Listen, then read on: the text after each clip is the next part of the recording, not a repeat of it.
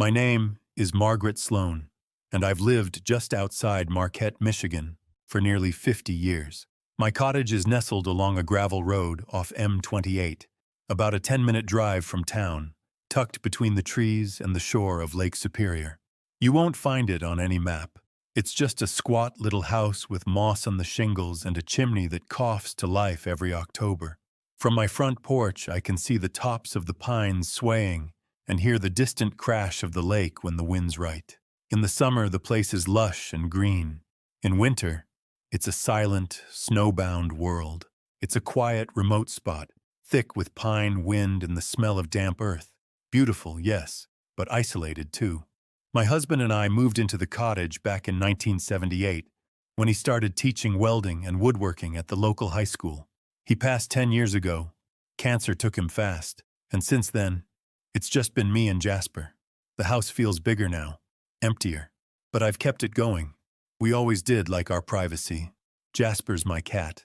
Big orange tabby with one torn ear, and the kind of attitude you earn only by surviving countless Michigan winters. He sleeps at the foot of my bed, follows me around the yard when I garden, and screams bloody murder if I serve him anything other than shredded chicken.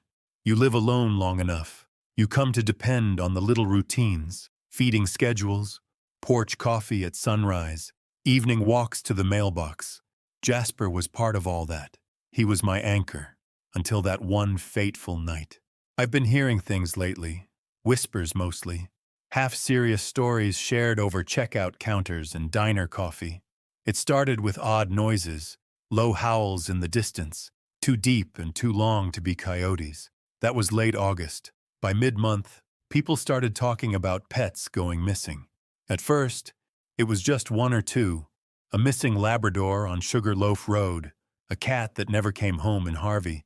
But by the end of the month, it felt like every week someone was taping up new flyers or posting desperate messages online.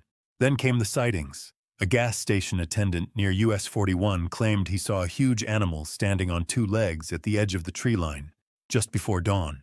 A delivery driver said something sprinted across the road near Wetmore Landing, faster than anything he'd ever seen. A high school kid swore he saw a wolf man watching him from the treetops while he rode his bike home. Most people rolled their eyes. Marquette always gets weird in the fall. Too many ghost tours and too much imagination. And besides, we'd had a rough storm season that year. Trees down, bears pushed closer to town, garbage everywhere. People get jumpy when the woods feel like they're moving closer. I hadn't given too much thought to the rumors. I've lived in this area long enough to know every sound the woods can make, and every animal that might be behind it. I've seen bobcats up close, heard the eerie scream of a fox, and more than once had to chase rogue black bears off my porch with a broom. Over the years, I've dealt with enough wildlife to know the difference between real danger and overblown stories. So even with all the strange talk lately, I kept my head level. That's why what happened next caught me completely by surprise. It was early last week, the second week of September.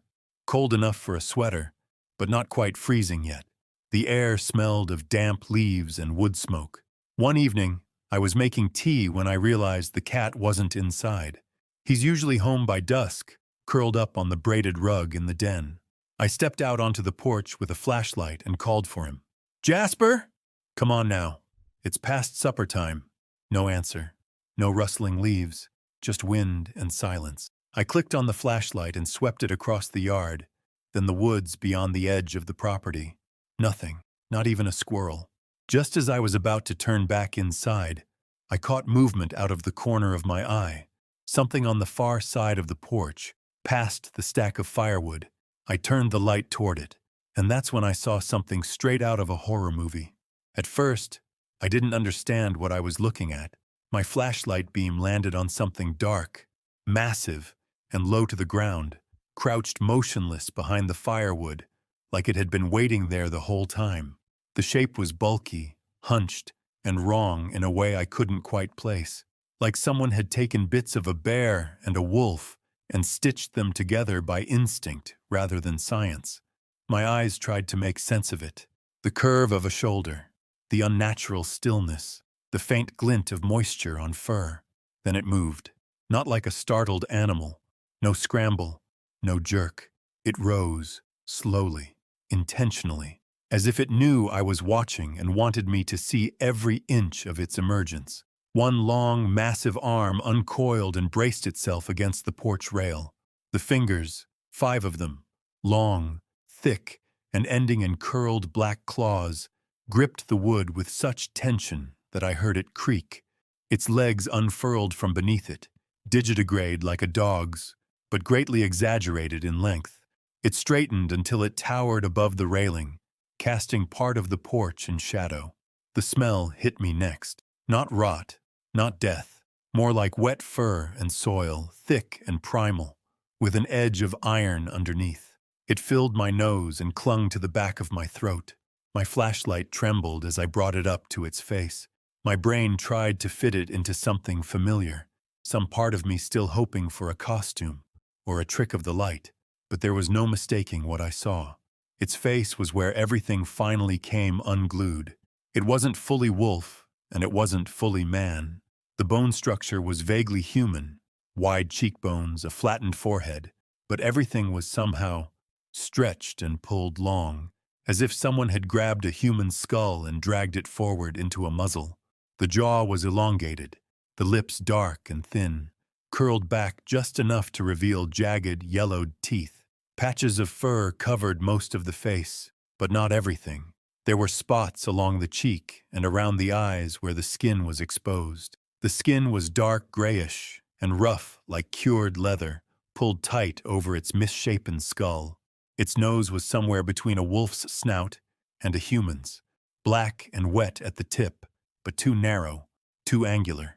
And the eyes, those goddamn eyes, were set deep, with pupils that didn't look right in the beam of my light.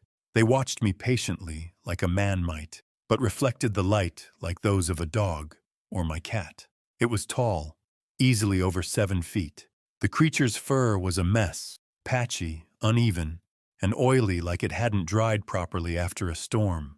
In some places, it stood up in stiff clumps, while in others, it looked worn down or rubbed raw, exposing mottled skin beneath. It didn't look like the fur of any animal I'd ever encountered. It had a greasy sheen under the flashlight, catching the light in broken patterns that made the creature look diseased or half-molted. Whatever it was, it didn't appear to be something nature had designed. It looked like something evolution had abandoned halfway through its creation. And that's when my gaze finally dropped, snapped out of its hypnotic trance, and I saw what it was holding in its other hand. Jasper, my beloved Jasper. He hung from the creature's claws like a child's forgotten toy, limp and motionless. His orange fur, so familiar and bright, looked pale and dull against the creature's filthy coat.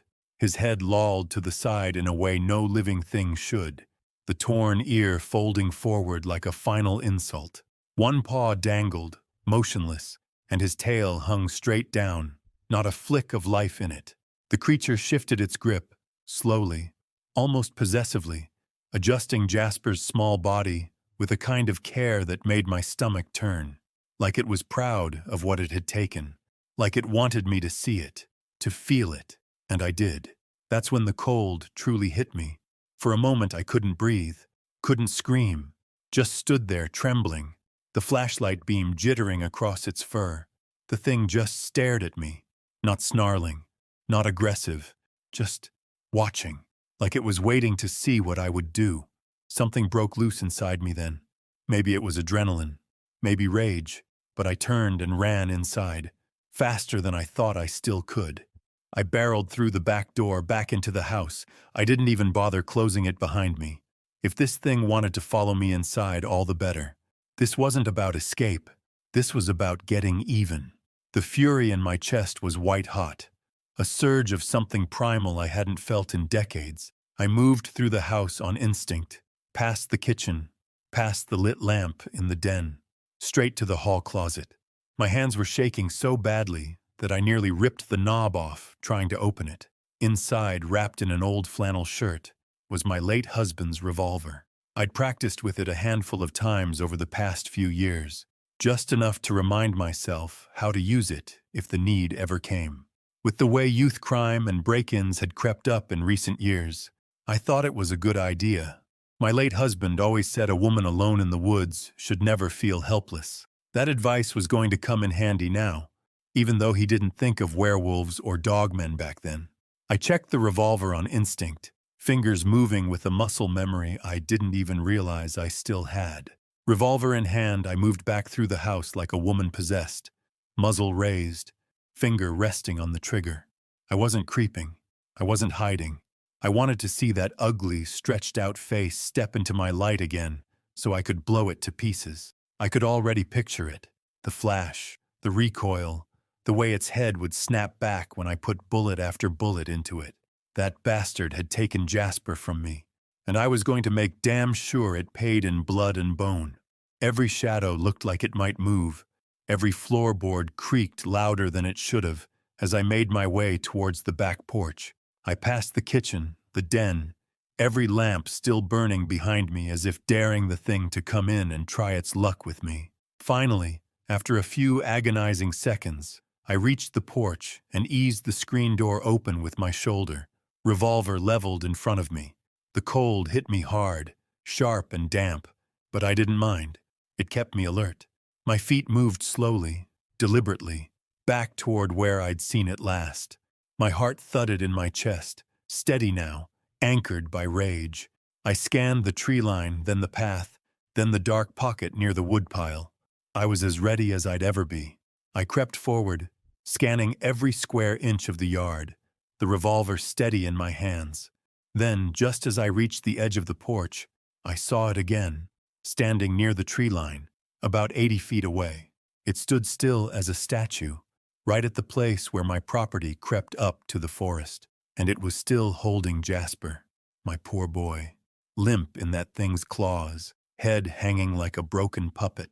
The creature didn't move, didn't flinch. It just stared at me with those eyes, daring me to act. Its posture was taunting, almost amused, as if it knew I couldn't do a damn thing to stop it. That was a mistake. I didn't hesitate. I lined up the revolver and fired. Once, twice, then again. I emptied the whole cylinder, 6 rounds, before I even realized I was pulling the trigger. The creature recoiled instantly as my first shot struck true. Somewhere in the upper chest or shoulder, I couldn't tell. It let out a sharp, furious yelp that sent a jolt through me, but I didn't stop. My next shots tore through the air, and the thing scrambled backward, its form lurching awkwardly as it tried to keep hold of my cat while making a run for the trees. I kept firing until the cylinder clicked empty, the last round echoing out as the beast picked up speed. The underbrush shook violently as it vanished into the dark, that awful yelp still ringing in my ears. I stood there panting, revolver empty, heart pounding like a drum in my ears, staring at the tree line where the bastard had disappeared. Fury surged through me, hotter than ever. The first shot had definitely hit home, but it hadn't gone down. It hadn't dropped Jasper and died right there in the dirt like I'd hoped. I'd emptied the whole damn cylinder, and it still got away. That infuriated me more than anything. I should have waited until I was closer. My arms were shaking, not from fear, but from the burning rage of unfinished business. I didn't sleep that night.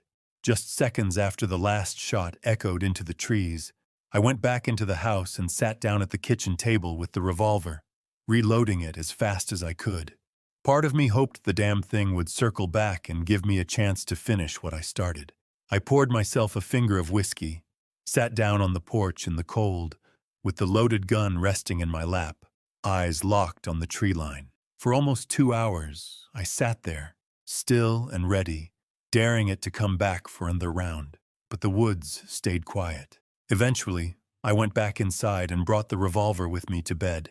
I laid there in the dark, staring at the ceiling, listening for any sound, the creak of a step, the shift of gravel, the familiar tap of Jasper's claws on the porch. Nothing came, just silence, and that made it worse. The next day, I asked around Marquette.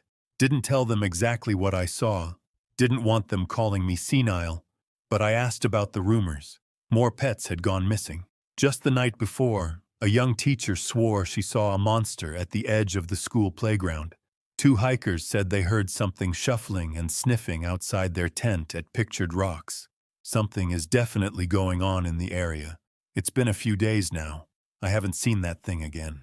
I keep the revolver loaded and close at all times. This isn't over.